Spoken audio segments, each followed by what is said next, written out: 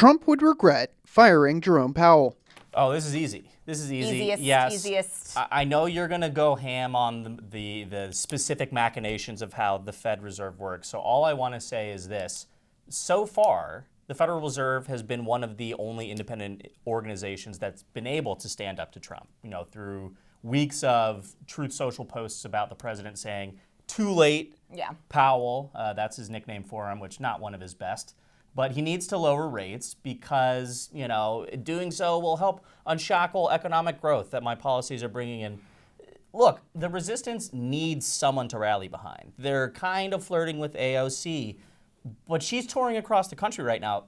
Jerome Powell is literally controlling the levers which, allow the American economy to stay afloat. Pushing him out is going to cause significant uproar against the folks who are automatically inclined to hate everything you do. This is a losing scenario. And again, even if he does lower rates, I'm not an expert like you are, I don't think it's going to play out in combination with his tariff agenda the way he wants it to. It could lead the country directly, skip the recession and go directly into a depression. Am I wrong on that? Oh, no, not at all. So of all the quote unquote independent agencies, independent bodies that are not, or three major branches of government, the Federal Reserve is probably the best positioned, both in terms of legally how it was designed and how the Supreme Court has continued to have respect for its independence, and in terms of the members of the body doing a good job of maintaining, the appearance of independence. Unlike CFPB and a bunch of these other,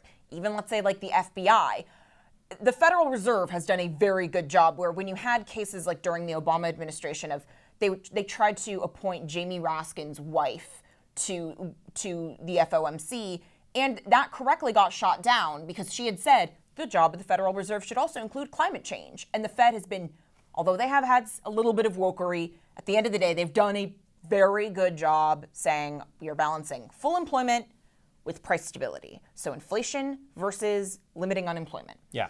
Now, removing Jerome Powell, practically speaking, so there are 12 members of the FOMC. This is the meeting where about, I think it's 9 times a year, they coalesce and they decide either we're increasing the federal funds rate, decreasing it, or holding it.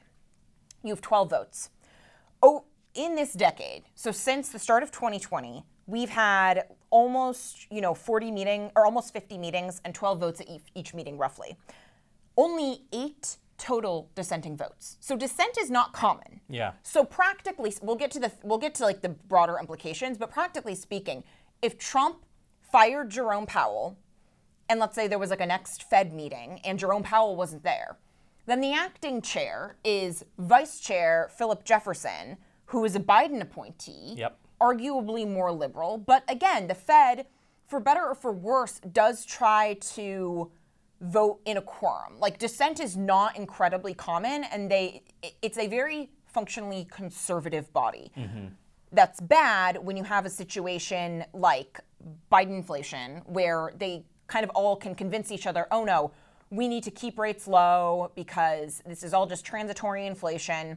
But then there are cases like right now where give us a few more good months. We've had 2 good months for inflation. Let's see what the result of the tariffs are this month. And if we get 2 more good months of inflation, then maybe get a rate hike. Show a real trend, right? But if they get terrorized into doing this, worse, if the markets perceive that the Fed is responding to public incentives from Trump, political incentives from Trump, that is when you see market Armageddon. Not just in the stock market, not just in the bond market, but also in the value of the US dollar itself. That's the biggie. Because what it means is, and let's be clear, although there historically has been a pretty tight one-to-one relationship between the federal funds rate and those Treasury bond interest rates, interest yields, that relationship has really diverged over the last year because there was that period of time at the end of last year where Powell was slashing the federal funds rate.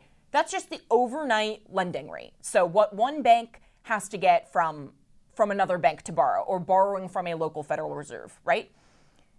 That is not the same thing as the rate that bond buyers want in return for their investment. That is different. Yeah.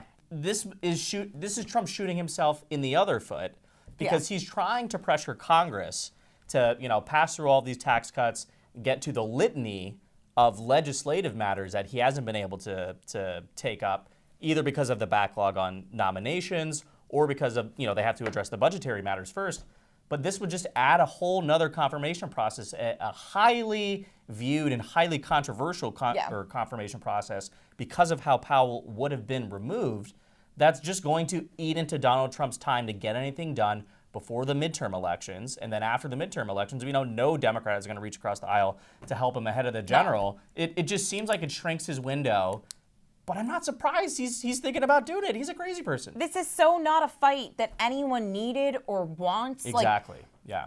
And if anything, the tariffs we know will be slightly inflationary. And this is one of the reasons why tariffs are dangerous forms of taxation, because taxation in general, otherwise, while it limits growth, it tends to limit inflation. Yeah.